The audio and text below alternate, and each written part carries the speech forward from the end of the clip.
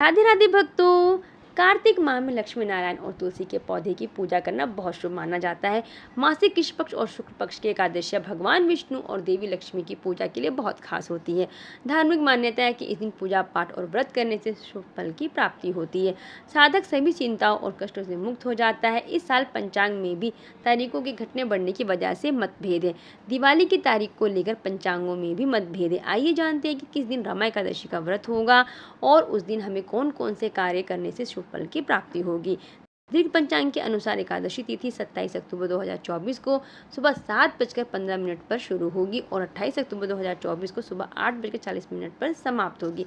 एकादशी पर्व पर सूर्योदय का विशेष महत्व होता है। 27 अक्टूबर को सूर्योदय के बाद एकादशी शुरू होगी, वहीं 28 अक्टूबर को सूर्योदय केवल एकादशी के दिन ही होगा। एकादशियों और द्वादशी तिथि के संयोग में एकादशी का व्रत करना बहुत ही शुभ फलदायी माना जाता है। इसलिए इस साल कार्तिक माह में रमा एकादशी का व्रत 28 अक्टूबर को रखा जाएगा। रमा एकादशी के दिन किन चीज़ों का भोग लगाएं? रमा एकादशी के दिन भगवान विष्णु की पूजा करते समय हमें मखाने की खीर, चने के लड्डू, चने की पिंजरी, बेसन का हलवा, बेसन के लड्डू आदि का भोग लगाना चाहिए। इसके अलावा भोग के तौर पर आप नारियल की बर्फी, नारियल की खीर, नारियल का हलवा भी चढ़ा सकते हैं। देवी लक्ष्मी को सफ़ेद मिठाई पसंद है, इसलिए आप रसगुल्ला या रसमलाई या बर्फी का भी भोग लगा सकते हैं। भोग बनाते समय उसमें तुलसी के पत्ते डालने पर विशेष ध्यान देना चाहिए।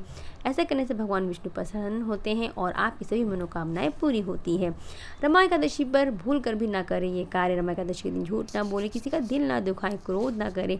इस दिन मूली, बैगन, प्याज, लहसुन आदि का सेवन नहीं करना चाहिए। एकादशी के दिन भूल कर भी हमें तुलसी के पत्ते नहीं तोड़ने चाहिए और तुलसी माता को जल भी नहीं चढ़ाना चाहिए। एकादशी के दिन यदि आपने व्रत रखा है तो दिन में सोना नहीं चाहिए, दिन में पान नहीं खाना चाहिए। इस दिन काले कपड़े पहनना शुभ नहीं माना जाता है। इस दिन चावल भी नहीं हमें खाना चाहिए। एकादशी के दिन नाखून और बाल भी नहीं काटने चाहिए। रमा एकादशी के व्रत में भगवान विष्णु और माता लक्ष्मी की विधिपूर्वक पूजा करें। तुलसी के पौधे में दीपक दिखाएं। रमा एकादशी के दिन दान करना बहुत शुभ माना जाता है। इस दिन उपवास रखना बेहद शुभ माना जाता है। आप फलाहार या केवल फल का सेवन भी कर सकते हैं। पूजा के दौरान भगवान विष्णु के मंत्र ओम नमो भगवते वासुदेवाय का जाप करें। रमा एकादशी की कथा सुनने से मन शांत होता है और पुण्य मिलता है। आइए भक्तों सुनते हैं रमा एकादशी की कथा सुनने से पहले अगर आपने मेरे चैनल को सब्सक्राइब नहीं किया है तो चैनल को सब्सक्राइब करें, वीडियो को लाइक करें, शेयर करें और कमेंट में राधे राधे अवश्य लिखें। रमा एकादशी की कथा कुछ इस प्रकार है। कार्तिक मास के कृष्ण पक्ष की एकादशी। भगवान कृष्ण बोले, हे युधिष्ठिर, कार्तिक मास के कृष्ण पक्ष की एकादशी का नाम रमा है। इसके महात्म्य की कथा ऐसे है।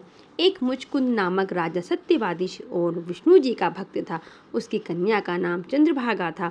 उसका विवाह राजकुमार शोभन के साथ किया। शोभन का शरीर निर्बल था लेकिन उसकी श्रद्धा पूर्ण शक्तिशाली थी। एक समय शोभन ससुराल में था और रमा एकादशी आ गई। मुचकुंद राजा ने ढिंढोरा पिटवा दिया कि आज प्रजा का उपवास करना होगा। हाथी, घोड़े, ऊंट आदि पशुओं को भी अन्न मत देना। राजकुमार शोभन ने ये सुना तो वो पत्नी के पास गया और कहने लगा, मैंने उपवास किया तो अवश्य मर जाऊंगा, कहिए क्या किया जाए। पत्नी बोली, यदि उपवास की शक्ति नहीं है तो यहाँ से किसी दूसरे स्थान पे चले जाइए।